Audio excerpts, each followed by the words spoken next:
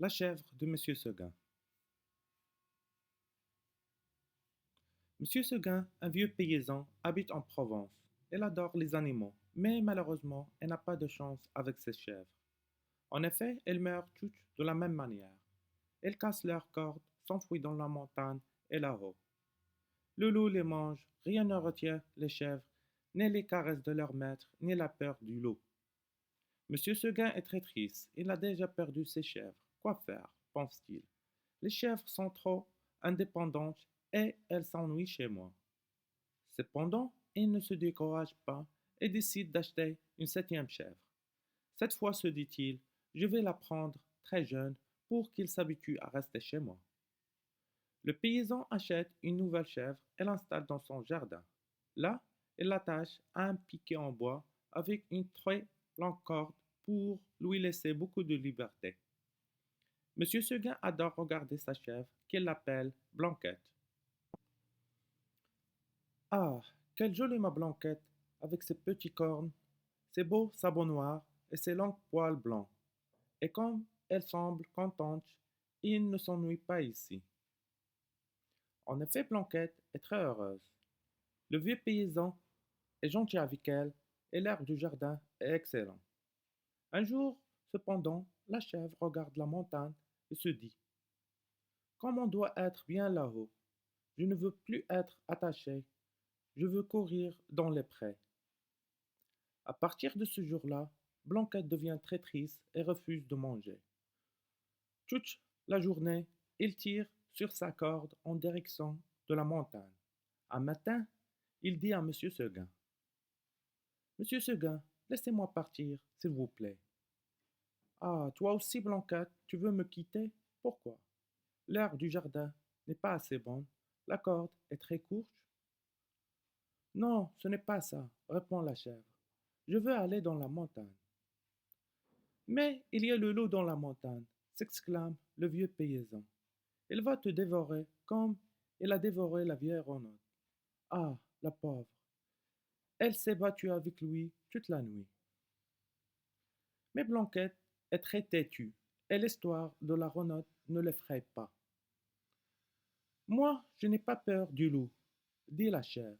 S'il vous plaît, monsieur Seguin, laissez-moi aller dans la montagne. Monsieur Seguin est très triste. Encore une chèvre que le loup va manger, pense-t-il. Soudain, il se lève et crie à Blanquette. Ah bon, non, le loup ne va pas te manger, parce que je vais t'enfermer dans l'étable et tu ne pourras pas te sauver.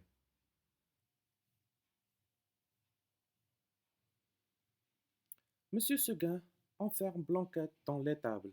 Malheureusement, dans l'agitation, il a oublié de fermer la fenêtre. Une fois le paysan parti, la chèvre s'échappe et va dans la montagne.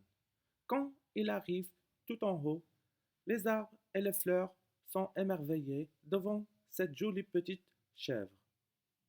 C'est la première fois que nous voyons une petite chèvre aussi adorable, s'exclame le vieux sapin.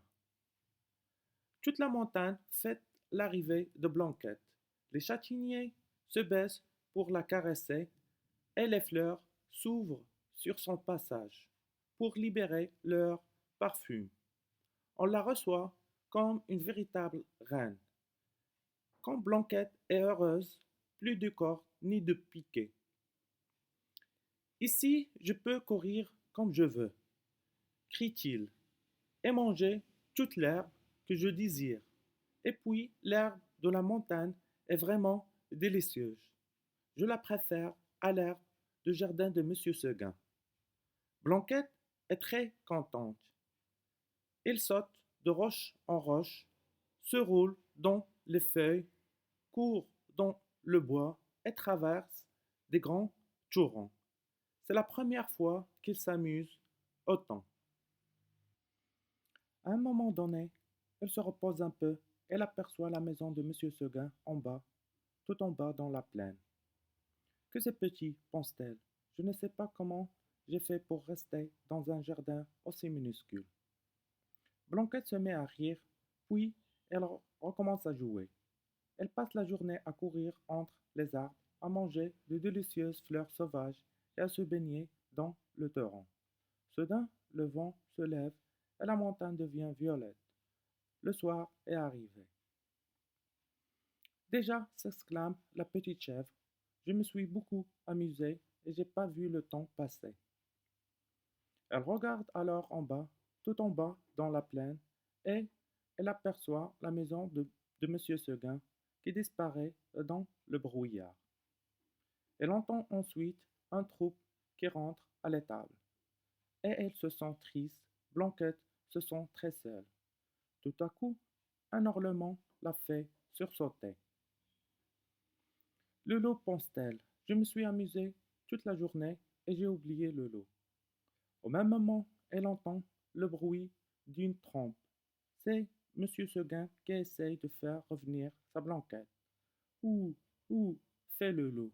Reviens, reviens, crie la trompe. Blanquette veut retourner chez Monsieur Seguin, mais il se rappelle le piquet, la corde et le petit jardin. Maintenant, elle connaît la liberté et il sait qu'il ne peut plus vivre en captivité. Elle décide donc de rester dans la montagne. Soudain, elle entend un bruit derrière elle. Elle se retourne et voit dans l'ombre deux oreilles courtes et droites et deux yeux qui brillent. C'est le loup. Énorme et terrifiant, le loup regarde Blanquette. Il prend son temps. Il sait qu'il va manger la petite chèvre de Monsieur Seguin.